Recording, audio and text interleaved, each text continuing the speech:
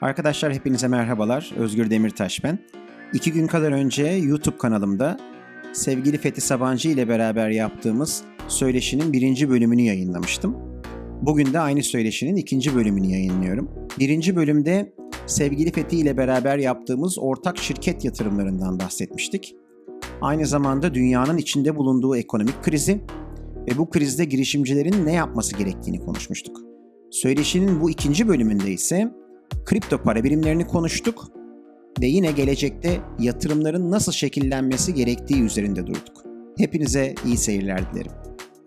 Çünkü son aslında bir ayda da birazcık bir testi oldu bunun. Oldu. Yani şöyle, şimdi Türkler olarak, yani Türkiye'nin biliyorsun dışı seni içi beni, ülkemiz yani şimdi bazı anlamlarda çok artıları var, bazı anlamlarda çok eksileri var. Mesela bir örnek vereyim. Şimdi çok duygulu bir insan grubuyuz biz. Çok. Evet. Şimdi şunu biliyoruz. Mesela Amerika'da dediler ki el sıkışmak bile yok. Eminim toplumun yarısı el sıkışmayı bırakacak orada. Kuzey Avrupa'da da öyle. Ya yani geçelim el sıkışmayı. Türkiye'de en eğitimli olanımız bile. Yani öpüşmeyi nasıl bırakacak? Yani Çok zor. bana çok zor geliyor. Çünkü bu Evet. karaktere nüfuz etmiş bir şey. Mesela ben eğitimli bir insanım. Bu virüsün hangi yollarla geçeceğini hem etrafımızdaki doktorlardan dinledim hem kendim okudum. Ona rağmen bundan 3 ay sonra dayanamayıp birine sarılabilirim. Çünkü o benim sevgi gösterim. Ama buna çok Tabii. dikkat edilmesi gerekiyor. Buralarda bence iyi olmayabiliriz. Gelelim teknolojik devrimde. Şimdi mesela bakıyorum bizim borsamız. Şimdi bana hep soruyorlar Türk borsası ile ilgili nedir ne değildir. Şimdi tabii borsa çok ucuz normal itibariyle. Çok ucuz. Ama bu demek midir ki de uçacak kaçacak? Şimdi ucuz olmasının da bir nedeni var. Ülke riski, bazıları bunu CDS ile ölçüyor bazı. Ülke riski fazla olduğu zaman normalde altına tekerlek takıp da Amerika'ya götürsek 30 milyar dolar olacak şirket Türkiye'ye geliyor 300 milyon dolar oluyor. %1'ine iniyor Evet. fiyat. Yani bu çok acı bir şey. Şimdi o yüzden girişimciler de aynı şekilde halka açık şirketler bu tipte acı çekerlerken girişimciler de şirketlerini satmaya çalıştıkları zaman, para raise etmeye çalıştıkları zaman, para bulmaya çalıştıkları zaman Tabii. ne oluyor? Düşük fiyattan bulabiliyor. Evet. Orada aslında hocam bölüyorum pardon. Çok güzel bir örnek aslında. Yemek sepeti. Çünkü bakarsanız aslında 2001'de kuruluyor. 2015'te satılıyor. Satın alan şirket Delivery Hero. Alman şirket. Onlar 2010-2011 gibi kuruluyor aslında. Şu an bilmem kaç milyarlık şirket. Ya bunların ikisi de hani winner takes all marketlar aslında. Aynen. Aslında çok daha değerli olabilirdi yani. Gibi. Aynen öyle. O aklıma Aynen geldi öyle. siz onu söyleyince. Kesinlikle katılıyorum. Evet. Yani biz şimdi Türkiye bu krizi nasıl yönetebilir? Yani duygusallığımız burada bizim aleyhimize çalışır. Teknolojik olarak bazı anlamlarda geriyiz ama iyi olan bir tarafımız var. O da atılım gücü fazla Türkiye'de. Yani ileride bir hedef olduğu zaman atılma hızı yüksek. O yüzden ben Türkiye'nin çok hızlı bir 100 metre koşucusu olduğunu düşünüyorum. Ama kötü bir maraton koşucusu olduğunu düşünüyorum. Yani 100 Evet, metrede doğru. cidden inanılmaz şeyler başarabilecek bir ülke. Şimdi bizi izleyen yani futbol bilgisi benden çok daha iyi olanlar vardır ama bu Avrupa şampiyonalarında hani o Almanya maçı vardı. Onun son 15 dakikası. Onu belki Almanya bile oynayamaz. Hatta Türklere sorsan ya siz bunu nasıl oynadınız? Vallahi bilmiyorum derler. Yani oynadık ama biz de Doğru. bilmiyoruz. Bize bir sorun bakalım yani. Şimdi bunu plana oturtmak gerekiyor işte.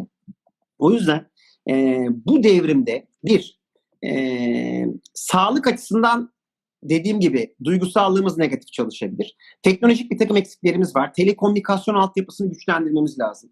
Mesela şimdi eğer biz online education'lara, şirketlerin online çalışmasına gireceksek o zaman bu teknoloji şirketlerinin internet hızını ciddi şekilde arttırmaları lazım. Onun için de yatırım bulmaları lazım. Kesin. Bu olmadan Türkiye'nin bazı bölgelerindeki internet hızları online eğitime yeterli değiller. Sonra ne olması lazım başka? Startup yatırımlarında dışarıdan para bulmamız için belli bir garantörün olması lazım startuplara. Mesela unutmuyorum, bu Koç Holding beni bir keynote'a çağırmıştı. Orada çok değerli insanlarla da tanışmıştık. Bu flash disk'in kurucusu, bildiğiniz flash, USB yani. USB'nin mucidiyle bir sohbet imkanı bulmuştum. Mesela o da bu yıllar önce oluyor. Dedim ya, bu İsrail bu startup yatırımlarında oldukça ileri gidiyor. Türkiye'de biz de bunu yapmak istiyoruz. Bu nedir yani? Bana bir şey söylerseniz ne olur? Bana söylediği şey şu oldu. Dedi ki orada dedi, yani devlet dedi işte maksimum kaybedebileceğin miktarı sınırlıyor dedi. Mesela herhangi bir startup'a $100 yatıracak olursan eğer maksimum kaybedeceğin para $25. Sıfıra bile inse orada $75'lık bir compensation package var. Türkiye'deki bizim girişimcilerimizin ve startup sahiplerinin ihtiyacı olan şey de bu zaten. Çünkü öyle bir dağılım var ki dağılımın en kötü tarafını eğer elimine edebilirsek geri kalan kısma ciddi para akabilir aslında. Evet. Bu para var mı Türkiye'de? Şu anda olmasa bile olur öyle bir para. O yüzden bunların bir dizayn edilmesi lazım diye düşünüyorum. Evet. Hocam şimdi para dedik. Oradan benzer bir konuya girelim. Herkes çok merak ediyor çünkü. Özellikle de en çok aslında sorular bununla alakalı geldi. Bildiğiniz gibi bu kripto paralar özellikle son böyle 2 senede çok şey oldu, hot oldu diyelim. Hani hepimiz böyle heyecanlandık falan. Ama şimdi insanların merak ettiği, hani daha çok tabii nereye yatırım yapayım diye de soruyor olabilirler size bunda. Ama tabii. Şimdi kripto paraların hayatımıza girişi, yani günlük hayatımızda kullanımı sizce nasıl olur? Yani bunu da sormamın sebebi bu Covid-19 olayından sonra biliyorsunuz para, hani nakit para yerine daha çok dijital ödemeler yapalım dendi. Peki dijital paraların, yani kripto paraların bu anlamda nasıl görüyorsunuz yani hayatımıza girişini? Ne kadar hızlı olabilir, ne zaman olabilir? Çok enteresan çünkü bu. Şimdi beni tanıyanlar Şimdi bu çok riskli bir konu Fethi. Yani öyle bir konu ki. Şimdi bizi mesela bakıyorum, binlerce kişi seyrediyor şu anda. Yani benim dilimi ısırmam lazım. Pozitif bir şey söylesen parasını yatırır. Negatif bir şey söylesen parasını bozar. O yüzden yani kesinlikle bir yatırım tavsiyesi vesaire değil bu söylediklerimiz. Aman yani bunu kaç kez söylesem bile yeterli kalmaz. Şimdi beni tanıyanlar en azından benim bu kripto para birimlerine karşı oldukça olumlu düşüncelerimi biliyorlar. Ama tekrar söylüyorum, bu yatırım yapın demek değil. Çünkü yatırım anlamında son derece riskli yerler buralar. Benim bu işe olumlu bakmamın nedeni birazcık, hani ekonomide böyle basic fraksiyonlar vardır. Benim hayata karşı içinde bulunduğum fraksiyon. Ben meritokratım. Yani meritokrat ne demek bu arada, bilmeyenler için söyleyelim. İşin ehline verilmesi. Şimdi çok ilginçtir. Bu meritokrasi falan tarihte bazı toplumlarda görülmüş. Mesela Türkiye'nin mesela Göktürkler bu meritokrasi olayına kafa yormuş insanlar. Bildiğim kadarıyla tarihçiler benden daha iyi bilirler.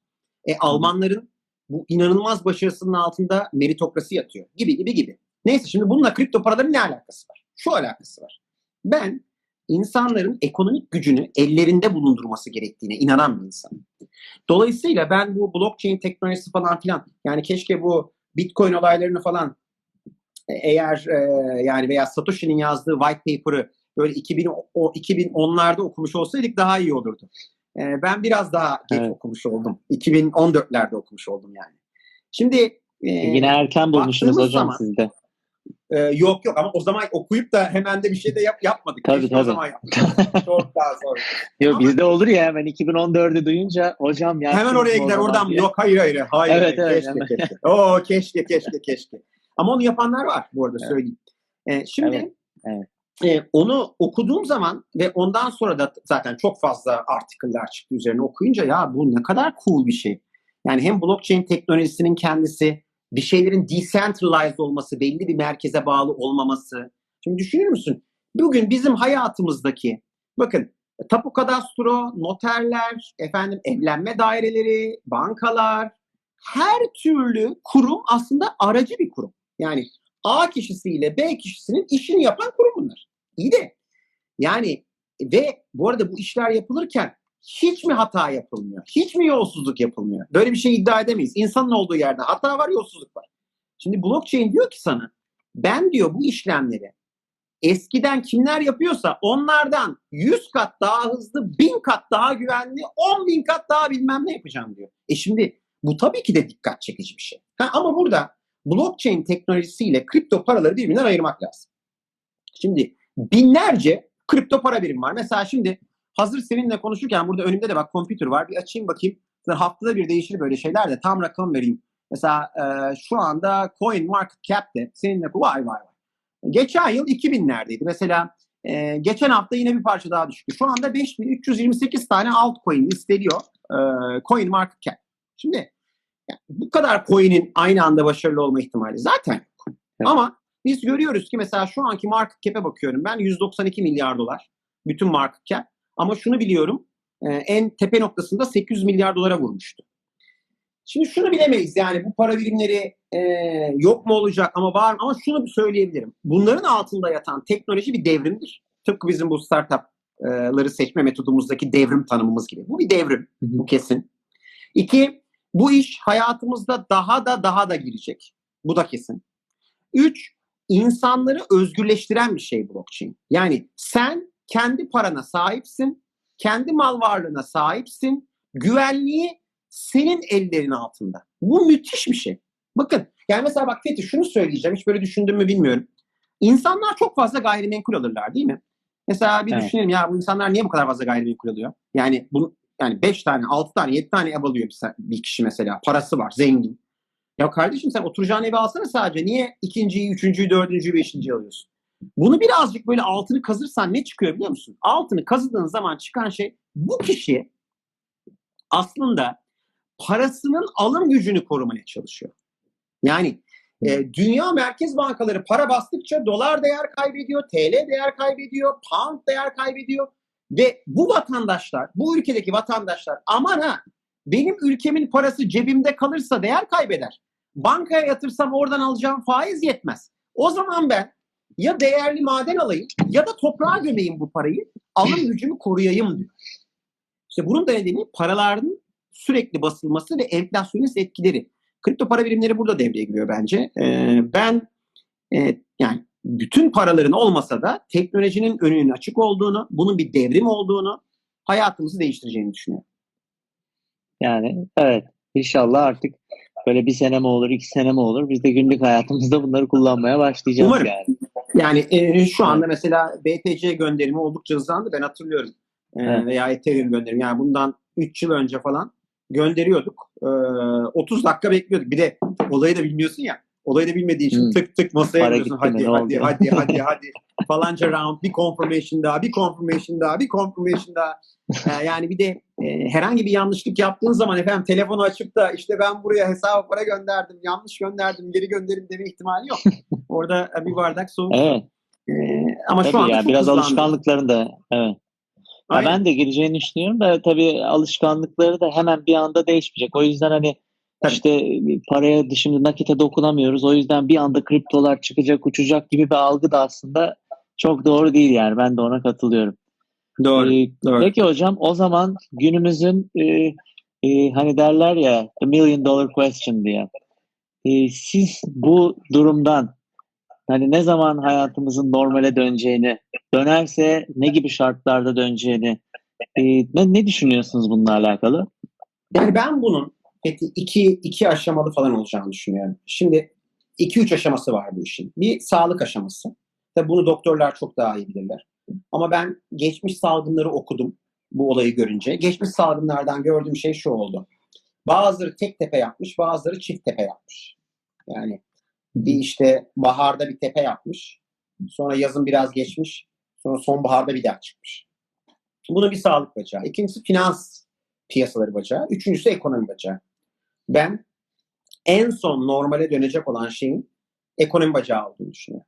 Finans bacaklarını para basarak bir şekilde götürüyorlar.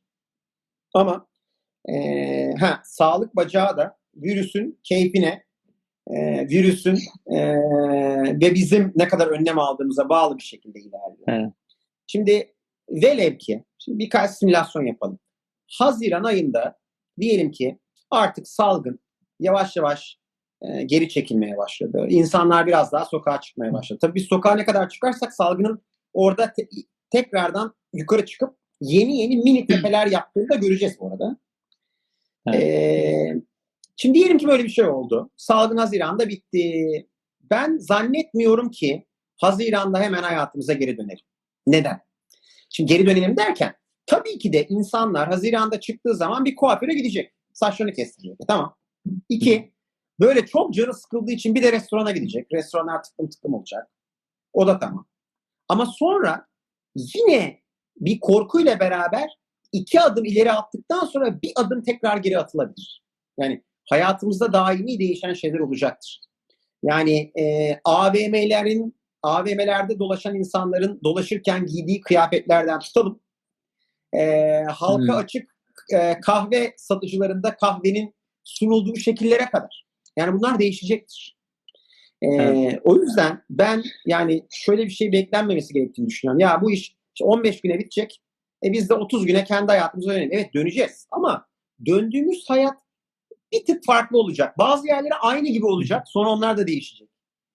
O yüzden ben yani hiçbir zaman tam olarak birebir eski hayatımıza döneceğimizi düşünmüyorum. Eski hayatımızın daha değişik bir versiyonuna döneceğiz. Ve bazı yerlerde hızlı dönerken bazı yerlerde çok yavaş döneceğiz. Örneğin turizm sektörü. Turizm şimdi bu yaz bitti. Evet. Gelse bile turistler yine yani yarısı korkup gelmeyecektir sonuç itibariyle. Şimdi o bittiğine göre demek ki kendilerini yenilemeleri gerekecek turizm sektöründeki kişilerin de. Peki hocam yani hani sosyal hayatın normale dönmesinden bahsettik. Ama ben biraz daha şeyin üzerine gitmek istiyorum. Çalışma düzenimizde ne gibi değişiklikler olacak? Çünkü çok fazla bunun üzerine yazılar var, çok fazla fikirler var. Hani özellikle işte bu Zoom'un öne çıkması, conference call'ların yapılması, herkeste böyle bir şey anlayış var. Sanki biz sonsuza kadar hep artık bilgisayarlardan, telefonlardan conference call'lar yaparak devam edecekmişiz gibi bir algı var. Bir olay var. Bu sizce bir olay var. Ya yani siz bunu şöyle bunu nasıl şey yapıyorsunuz? Çünkü ben bir yerde okumuştum. Bundan 2 sene önce Microsoft bir yazın weekend'i yani hafta sonlarını 3 güne çıkartmış. Cuma günü remote working yapın diye. Galiba 2 sene önceydi. Ve yani productivity'nin de %60-70 civarında arttığını görmüş. Yani insanlar daha çok çalışmış aslında o şekilde. Evet. Yani siz nasıl düşünüyorsunuz buraya geçişin? Yani böyle tam mı olur? Nasıl? Ben tabii yarım geçecek bence. Yani azar azar. İşte hani direkt elektrikli motorlu araçlara geçmedik ya, hibrit yaptık ilk önce. Toyota hibrit yaptı. Hibritten elektriğe geçti. Tamam, Tesla direkt geçti ama çünkü Tesla'nın elinde başka bir şey yoktu. Zaten elektrikli araba yapacağım diye çıktı ortaya. Bunu şöyle görüyorum. Bir kere Fethi'cim, ben productivity'yi arttırdığına kesinlikle katılıyorum. Yani productivity'yi arttırmıyor diyenler kimler? İnsan olmadan yapamayanlar. Yani illa bir ofis ortamı, illa bir şey. Yalnız şöyle şeyler oldu. Akademiden bahsedeyim mesela. Biraz üniversite bacağından bahsedeyim. Üniversitede akademisyenler daha yani hiçbir zaman online eğitim yapmak istemezler. Niye? Çünkü önünde öğrencileri göremiyorsun. Kim dinliyor, kim dinlemiyor, kim uyuyor. Soru sorsa soru soranın mimikleri nasıl? Bunu göremiyorsun. Tahta yok, yazamıyorsun. O yüzden alıştığımızın dışında bir şey olduğu için profesörler bunu istemiyor, akademisyenler. Öğrenciler de istemiyor. Çünkü sınıfta olacak, hocanın yanına gidecek, hocanın mimiklerini daha iyi görecek, not alacak. Yani o disipline girecek sınıfa girdiği zaman. O olmadığı zaman o da onu istemiyor. Ondan sonra okul idarecileri onlar da tabii endişeli. Çünkü neden? Eğer bir şey ters giderse sonuçta sorumlu onlar. Yani istemiyor. Ama yine de istemesek bile 10 yıldır bütün üniversiteler dünya çapında herkes bir online education'a geçelim. Hadi artık bu dersi online'a koyalım. Bunu böyle yapalım der. Kimse bunu yapmazdı. Herkes yokuşa sürerdi. Ne zamanki virüs olayı oldu, elimiz mahkum. Geçeceğiz. Bak mesela bunun artıları neler oldu? Bir, ben Zoom'u takır takır kullanmaya başladım. İşte Google, işte Microsoft, işte Cisco Webex, onu da bugün kullandım. Çünkü webinarlar yapıyorum şirketlere falan. Danışmanlığı onun üzerinden yapmaya başladım. Bütün benim gözümde büyüyen bu şeyler 5 dakikada Beşiktaş. Ben mesela PC kullanıcısıydım. Bundan yaklaşık bir 7-8 yıl önce diğer yazılımlara geçeyim dedim. Nasıl gözümde büyüyordu? Anlatamam sana ama oluyormuş. Yani bugün o yüzden gelelim şirket çalışma şekillerine. Şimdi şirket sahipleri hep şundan benim çalışanım benim gözümün önünde dursun, kaykırır, çalışmaz. Şimdi tabii ki yani güvensiz olmalarının nedenini anlayabilirim. Ama o kadar güvensizlik de insanı hayata zehreder yani. Hayatı zehreder insana. Öyle insan kaynakları app'leri çıkmaya başladı ki bir kişi işten uzak olsa bile o kişinin hangi verimde olduğunu otomatikman ölçüyor. Özellikle İngiltere bazlı bazı şirketler. Bu arada hemen şey yapayım. Fethi'cim başka bir şirket var. Konuşmamız lazım. Bu daha yeni geldi elime. Dekini göndereceğim Tamam. hemen. Bekliyorum. Esas Ventures'da olaya hemen böyle bir bakarsa tam o yüzden şey yapmayayım, daha henüz kararını vermedik ama yüzeysel geçeyim. Bu insan kaynakları app'leri mesela ne üzerine çalışıyor? Yani kişiyi, çalışanın bir konuda mutsuzsa anında alert. Yani o şirket de çünkü kendi için çalışan insanı mutlu etmek durumunda. Mutlu etmezse o kişi orada niye çalışsın? Aynı şekilde o kişinin productivity'si, o kişinin verimliliği, o kişinin çalışma süresi. Şimdi çalışma süresi evet önemli ama daha önemli olan şey çalışılan süre boyunca üretilen miktar. O da bir total factor productivity. Türkiye'nin zaten en düşük olan yanlarından biri bu. Ben bu teknolojinin onu geliştireceğini düşünüyorum. Ama şunu da ekleyeyim. Teknoloji şirketleri de bu krize hazırlıksız yakalandı. Düşünebiliyor musun Zoom'u? Zoom bence son 50 yılın en büyük... Güzel koptuk ya, kusura bakmayın. Koptuk. İşte tam da teknolojiye hazır mıyız? Şimdi mesela... Aynen değil mi? Tam noktasında gitti. Işte mesela tam noktasında. Mesela şimdi bu neden? Birinin bunu anlatması lazım. Bu benim bağlantımdan mı? Senin bağlantından mı? Instagram'dan mı? Instagram Türkiye üzerinden bir şey yapıyorsa oradaki server'dan mı? Bütün bunları mesela incelememiz gerekiyor bizim. Dolayısıyla mesela Zoom önüne gelen fırsat dünyada kimsenin önüne gelmedi. Şimdi ben Zoom yerinde olsam yani gerekiyorsa borç para alırım. Bu security olayını kapatırım. Çünkü bayağı bir insan kullanacaktır bu software'i. Şimdi ben hepsini kullandım. Evet. Zoom bir tık daha böyle... Hepimiz kullanıyoruz. Aynen kullanıyoruz sonuçta ama işte bazı şirketler, Elon Musk mesela şirketimde kullanılmasın dedi. Evet. Güvenlik açığının ne kadar önemli olduğu ortaya çıkıyor. O yüzden cloud security de çok önemli zaten. Yani şirketlerin de buradan öğreneceği şeyler var. Ama overall'da ben optimistiyim. Evet bu bir sağlık krizi. Bizi mahvetti, ekonomileri mahvetti. Bir müddet daha böyle devam edecek. Ama bunun sonucunda ciddi teknolojik devrimler çıkacak dedi. Evet. Buradan düşünürsek zaten en sonki yani yine karşılaştırmayalım ama karşılaştıralım biraz da. Krize gidersek de zaten en sonki oradan da Airbnb'ler, Uber'ler çıktı.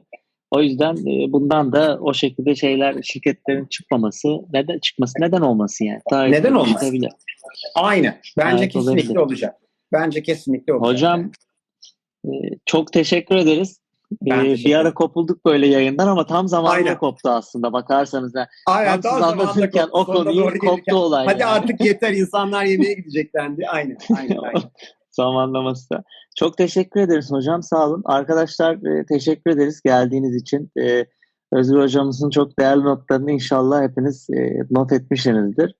Yeni bir lider derneği ve Esas Ventures olarak biz bu özel seriyi Özgür hocamızla yaptık. Açtık, başlangıcı böyle oldu ama bundan sonra yine değerli konuklarımız olacak. Birazcık şu an genelden Özgür hocamız konuyu anlattı, içinde bulunduğumuz durumu. Bundan sonrakiler biraz daha founder seviyesinde, biraz daha detaya ineceğiz ama bir sonraki yayınımız Perşembe olacak. Kimlerle olacağını bu akşam ya da yarın açıklayacağız. Hocam sizin söylemek istediğiniz son bir iki şey varsa onları da alalım. Vallahi ben hemen söyleyeyim. Ben yayında kimlerin olacağını biliyorum.